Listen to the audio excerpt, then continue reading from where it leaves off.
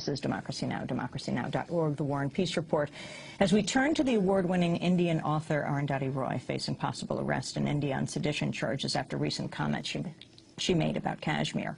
Earlier today, an Indian politician from the right-wing BJP party filed a written complaint against Roy after she publicly advocated for Kashmir independence and challenged India's claim that Kashmir is a, quote, integral part of India. The area of Kashmir has been at the center of a decades-long dispute between India and Pakistan. Arundhati Roy made the comment at a conference organized to call on India to formally admit Kashmir is an internationally recognized dispute. If charged and convicted of sedition, Arundhati Roy could face up to life in prison. On Tuesday, she defended her statements made at the conference. She wrote, quote, "I said what millions of people here say every day. I spoke about justice for the people of Kashmir who live under one of the most brutal military occupations in the world." Roy went on to write, quote, "Pity the nation that has to silence its writers for speaking their minds. Pity the nation that needs to jail those who ask for justice while communal killers, mass murderers, corporate scamsters, looters, rapists, and those who prey on the poorest of the poor roam free." Well, last month I had a chance to interview the author of The God of Small Things, Arundhati Roy, about Kashmir. We spoke in London. She began by describing how Kashmir is the unfinished business of the partition of India in 1947.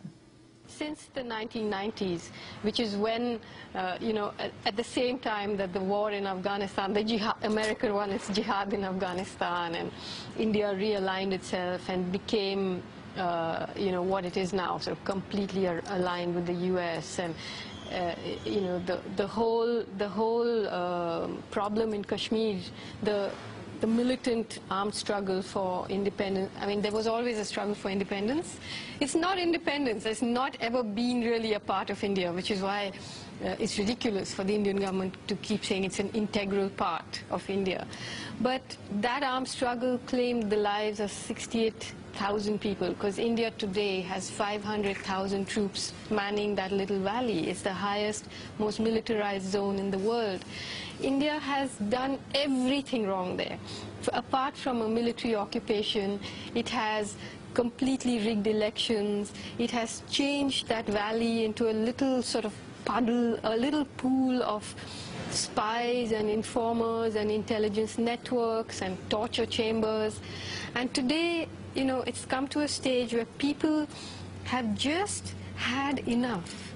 Now you don't even know who the rulers are, or who the leaders of the uprising are, because it's just people who cannot take it anymore. But the government still is quite busy trying to manage the crisis.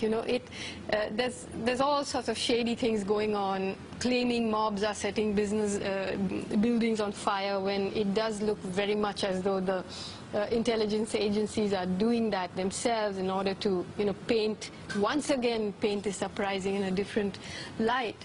But the fact is that it's a bit like feeding a population heavy metal in its diet all the time, and that metal, that toxicity, it just lives in the body, and it goes into different places at different times, but the body never gets rid of it. And now that toxicity has reached a stage where I really think that until the international community somehow pays attention, this small valley is going to be just squashed by this completely intransigent juggernaut that is the Indian state, that will not back off, doing something absolutely immoral, absolutely as bad as it is in any other kind of occupation, including the Israeli occupation of Palestine, But Kashmir, nobody talks about. You've been there. Of course I've been there. I've spent a lot of time there. And so, how does it fuel what is happening in Pakistan and maybe even going into Afghanistan? Well, obviously Pakistan and India, Kashmir is the toxic center of that relationship. And unless it's resolved, I don't think any part of Afghanistan, Pakistan and India can be, that whole area is like getting more and more toxic, And what right now the fact is that the US is deeply involved in all of it. And as far as, because of what it's been doing in Pakistan, in Afghanistan all these years.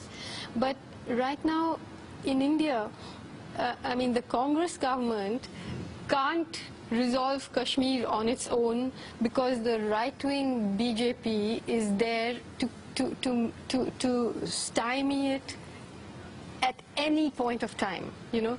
So it does need now an intervention from a larger community that is saying to this country that this is just not acceptable. What do you think needs to happen?